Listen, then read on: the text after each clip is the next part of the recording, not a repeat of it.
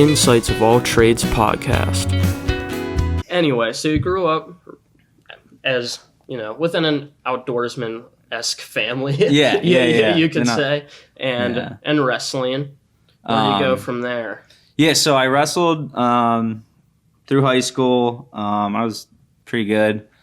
And so I decided I wanted to, wrestle in college. And then... Are you, still hiking a good bit at this time, in high school? Not really. I'll go camp with my buddies, but that was, more to drink.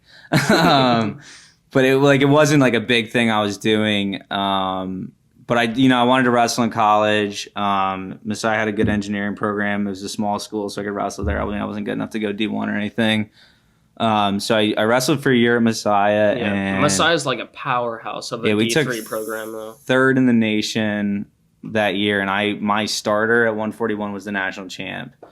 And he beat on me every single day. Who was that? Caleb Lote. Okay. Yeah. Caleb, he's an animal. Yeah, he is. I can tell you all about that. But anyway, so we get to the end of that year, and I to show you where I was at mentally, I didn't even look at my grades all year. I just was whatever.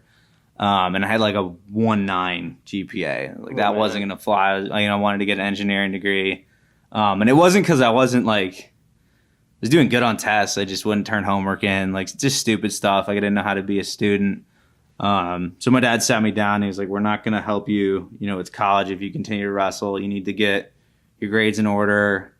If you want to talk to the coach about taking a year off and coming back, you can do that. But you can't. If you want to help you, you can't wrestle this year. You have to focus on your school." Right. So the next year, I buckled down. Got my had a 3.3 GPA, which was pretty good for the class I was taking. So I figured that, part out, but since I wasn't wrestling anymore, I was really missing a way to physically challenge myself. And then that's the summer after my sophomore year is when I really started getting more into backpacking, and hiking. I did a couple loops, me and my buddies, with military surplus gear and just rigging it. And, I really fell in love with it. And then after my junior year, I hiked the whole Loyalsock Trail. It's 60 miles in northern PA. North central, right? Yeah, it's Tioga County, I think. Okay, really cool trail. The Haystacks, which is at the end of it, is one of my favorite places on Earth. But when I got to that sign at the end, that's saying I did it, and 60 miles was a big deal at this point. I'd done probably 30-mile trail before that, but nothing really that big. Mm-hmm. When I got to that sign, I was I really like this. I really like, completing a trail.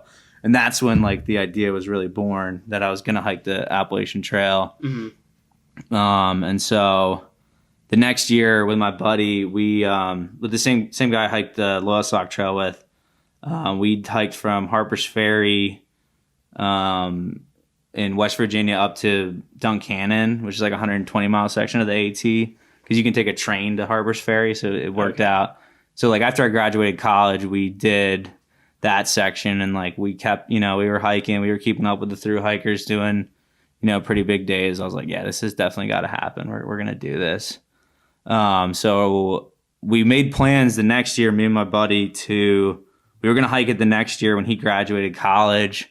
But he switched majors. Things got changed. So we had to do an extra semester.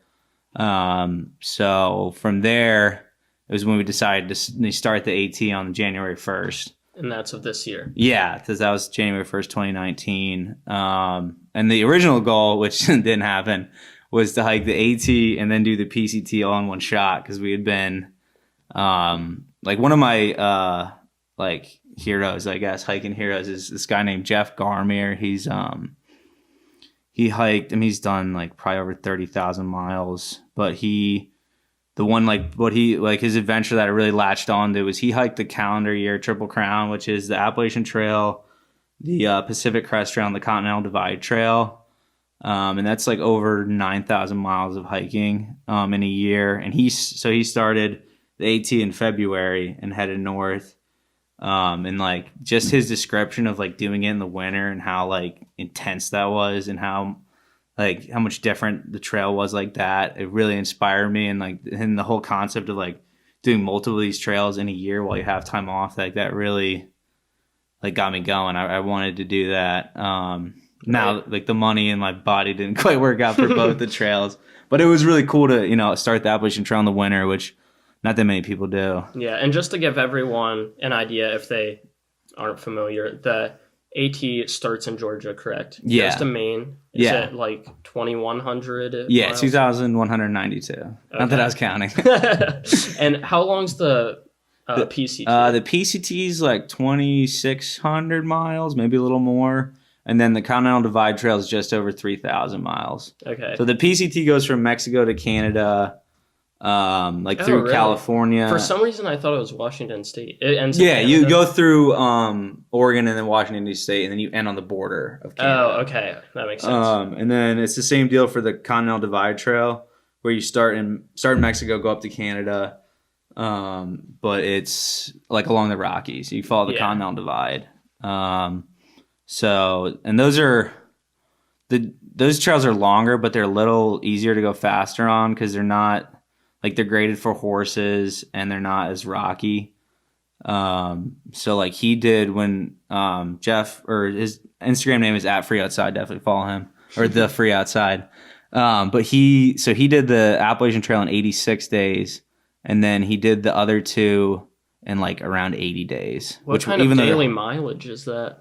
He was like 33 or something like that. He's a nut. 33 miles a day. That is insane. But he had done like the PCT before, the Pacific North. Like he had hiked a lot before and been training for this. But I always said not to talk crap on the AT, but if I could only pick one of those three or any large through hike that I know of, and I could only pick one, I would go PCT. Yeah, and that's why it's like has been on my goal list of something just one of the experiences I want to have throughout life is to through hike the PCT. Yeah, everybody I met that had through hike the PCT and then come to the AT, like they all hated the AT. Just because it's like similar scenery and and it's like it is harder. Like you gain 100,000 more feet of elevation and 500 less miles.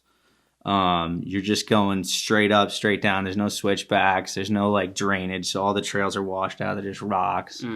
And it's wet. It rains all the time. Like it's hard, and it is the same scenery for like 80% of it.